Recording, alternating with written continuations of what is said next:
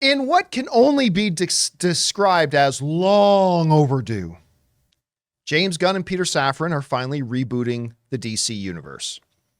We've talked about it many times, but it's been over 5 years since a movie in the DCEU has even managed to crack $400 million at the box office. Think about that. And there have been 6. And none of them have managed to make over $400 million at the box office.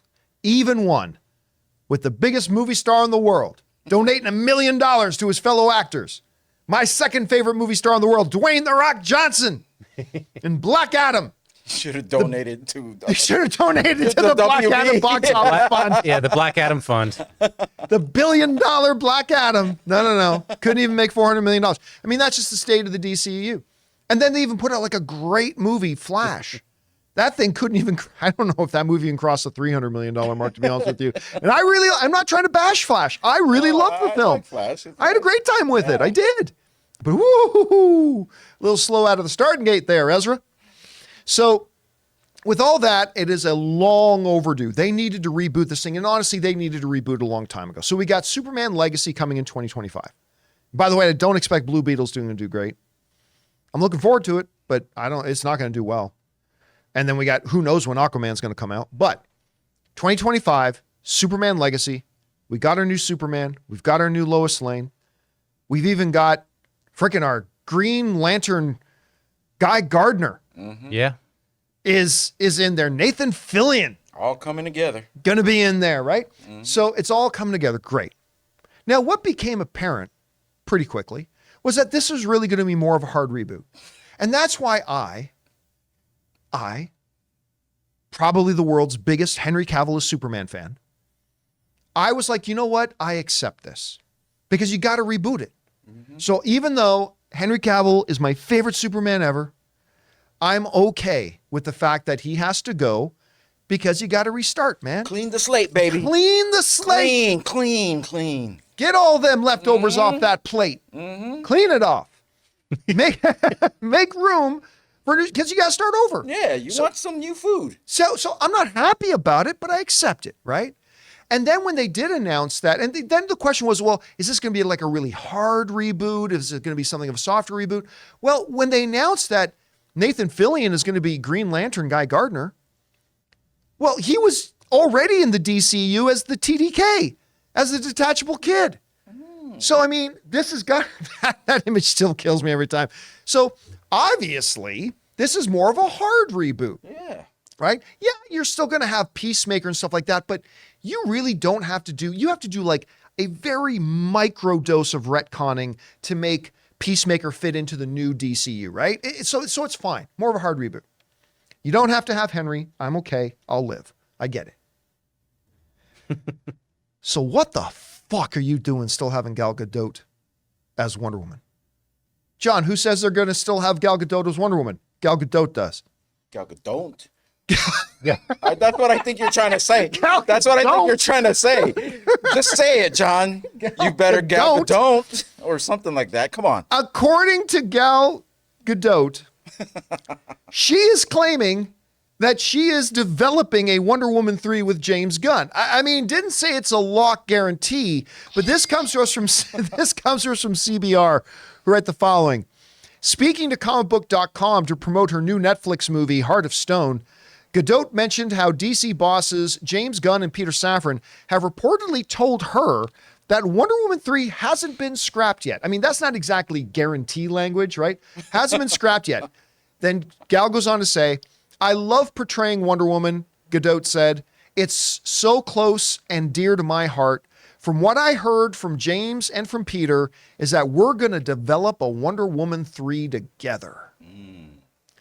All right. Maybe they were just like, yeah, we're going to do a Wonder Woman 3. Yeah, Gal, it's going to be fun. We'll call you, but yeah, it's going to be great. And they close the door. That probably where they're talking to see if she'll pop up as a cameo in both Flash and Shazam. Yeah. I don't know if I should. I mean, if I'm not even going to be Wonder Woman anymore. Oh, no. We can still talk about Wonder Woman 3. Yeah, totally open to Wonder Woman 3. I mean, Wonder Woman 2 made us so much money. Their voices just went up octaves. Yeah. Yeah, of course, Wonder Woman 1984. Listen, I am a big fan of the first Wonder Woman movie. I really, really am. Wonder Woman 1984, let's be honest, was a letdown. All right. I think, and that's putting it generously. I think Wonder Woman 1984 was a letdown. Here's the thing for me, and I am speaking only for myself, okay? I'm not speaking for anybody else. On this point, I am speaking over myself, only for myself. I am a huge James Gunn fan. I am a 100% James Gunn apologist. I believe in James Gunn. I think he is the guy to take the remnants, what's left over of DC after the last disastrous number of decade or so, and make something great that can literally and honestly compete with the MCU and maybe even exceed the MCU.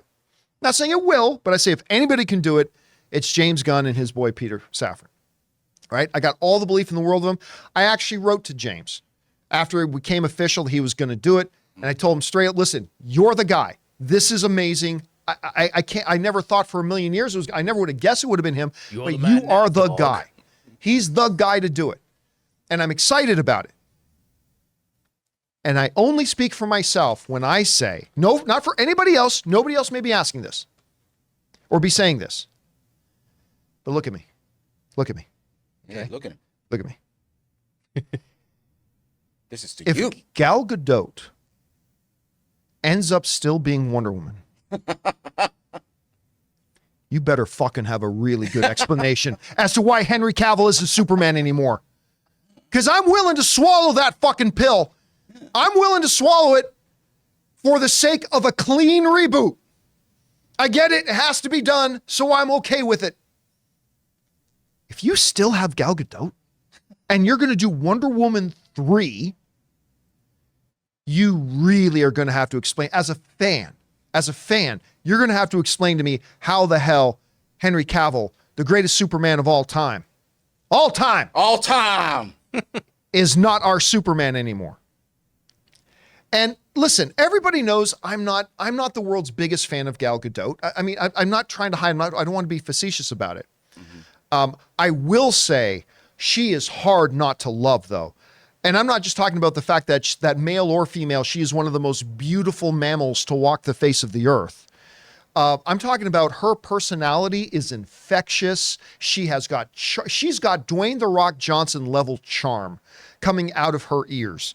Guys, we want to take a second to thank a sponsor of today's video, Mint Mobile. Signing your life away to a big wireless provider is kind of like being trapped on a roller coaster from hell. Sure, it looks like fun at first. They probably even threw in a free phone, but now you can't get off. Month after month of insane bills and unexpected thrills, like overages and surprise fees. If that sounds like your current big wireless plan, it's time to get off the ride with Mint Mobile. For a limited time, wireless plans from Mint Mobile are just $15 a month. That's unlimited talk, text, and data for just $15 a month. You guys know before I came to Mint Mobile, I was paying triple what I am paying now on the standard big wireless plan, and I will never go back. All plans come with unlimited talk, text, and high-speed data delivered on the nation's largest 5G network. Use your own phone with any Mint Mobile plan and bring your phone number along with all your existing contacts. To get your new unlimited wireless plan for just $15 a month and get the plan shipped right to your door for free, go to mintmobile.com/Campea. That's mintmobile.com/Campea. Cut your wireless bill to just $15 a month at mintmobile.com/Campea. She's incredibly likable,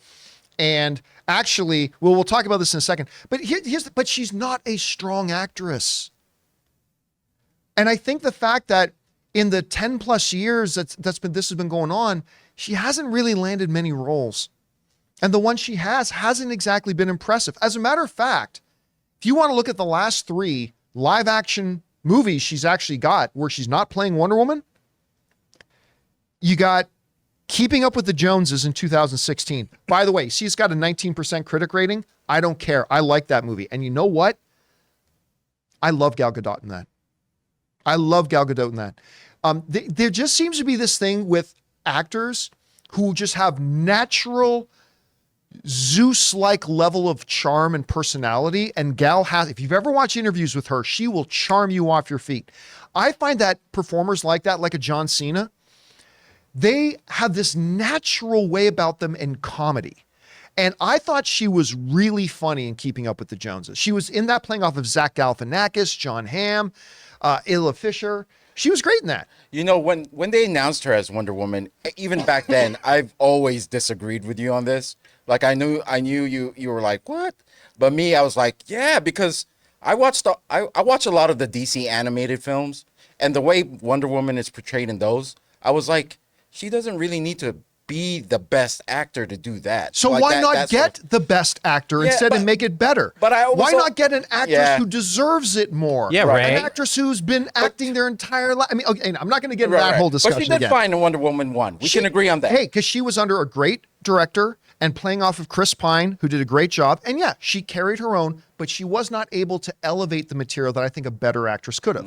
Now, but again, I actually thought, even though the movie's got a 19% critic rating, I actually thought comedy is her thing because I thought she was wonderful in Keeping Up with the Joneses. Still, that movie only made under $30 million, 19% critic rating.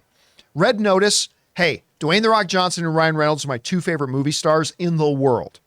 That movie's crap. Red Notice she was in, it was a straight to Netflix thing, 37%. And then she did Death on the Nile, and I'm sorry, but she was not great. She wasn't terrible, but she was not great in Death on the Nile. That movie got a 62%, which I think is generous, and only managed to make $137 million.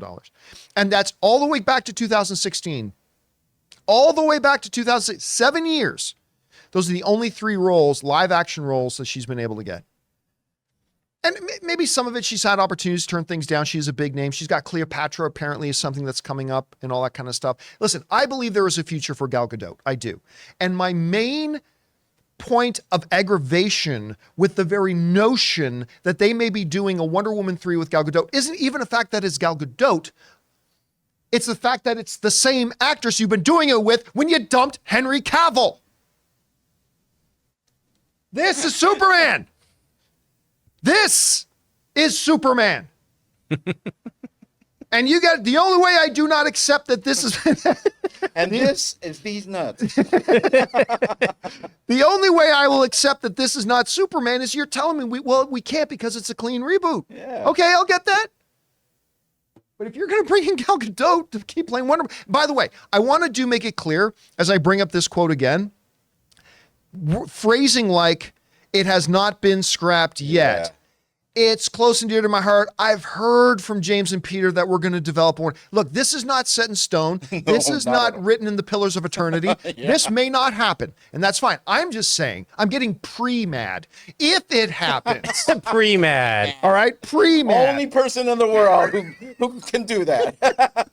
is if it happens, and we don't know that it will, I'm going to be pissed. Well, as a fan, I'm going to be pissed. Okay, well, let's say in this bizarro world, Wonder Woman 3 does get filmed with her in it. Right. Give me a Man of Steel 2, and let's finish off both arcs or both stories then, so they could say goodbye, like No Way Home, whatever. Oh yeah, but Give you me know that they're not Man of going to Steel do that. Like they're not going to do Man of Steel 2 while they're trying to do Superman Legacy. I know, I'm just saying. Right? I mean, they're I'm just saying. They're If not you're going to gonna do it. 3, then give me 2 Man of Yeah. Steel. Here, okay, you know what? Here's another way that I would feel okay about this. A few months ago, James Gunn did an interview where he said, it's going to be up to us, talking about him and Peter Safran, to make sure that we communicate very clearly what is DCU and what is Elseworlds. Because, of course, we got things like Joker, we've got Robert Pattinson's Batman. These are Elseworlds, right? So he's already talking about how the fact that we got to do a good job to clearly communicate to our audience what's DCU and what is Elseworlds. I will be okay with this if they set up the new DCU and strictly say a new Wonder Woman with Gal Gadot is Elseworlds. Because if you do that, that takes out the slight to Henry Cavill, right? That's no longer a slight to Henry Cavill. You're giving Gal one more shot at Wonder Woman, and I'm cool with that. Yeah, if they set it up and say it's Elseworlds, I'm okay with it. Do you think that's a possibility that they could do it as an Elseworlds thing? Probably, but I love that you brought up Elseworlds. I was thinking Elseworlds too. Elseworlds, because I'm actually more excited for James Gunn's Elseworlds than like the actual main DC. More than Joker or Just Robert Pattinson's just Batman? because you could do Swamp Thing, Yeah. all those side characters. But Swamp Thing's not going to be Elseworlds. They're making Oh, he's Swamp not? Thing. Yeah, that's they're in making it. Elseworlds No, in the DCU. The Batman would be Elseworlds. What's that? Reeves, the Batman, would be Elseworlds. Yeah, Robert Pattinson's Batman. Joker clearly Elseworlds. is Elseworlds. Yeah, Oh, Joker yeah. is Elseworlds, but Swamp Thing is going to be part of the new DCU. Okay. So it's going to be really interesting. But I mean, regardless, wouldn't you admit that James Gunn is the man now, though, at DC? I mean, yeah, but listen, we're still 2 years away That's from his right. first movie coming out. You're the man. He was setting you I up, had to baby. force that last meme in there. He totally set me up for that one. And you didn't bite at all. How can you? Look at that face. But to sum up here, Right. we don't know that this is actually going to happen, but she says yeah. that she's implying that it will. If it will, and it's going to be in the DCU, I'm going to be pissed because then why the hell did you fire Henry Cavill? But I will accept it and think, okay, we can give this a shot if it's considered Elseworlds. Other than that, I don't know. We'll have to see. And again, let me reemphasize my love of James Gunn here. But even though I love James Gunn, if I was sitting down in a Starbucks with him, I'd say, you got to explain yourself to me, son. What the hell are you doing? Where's Henry? Where's Henry?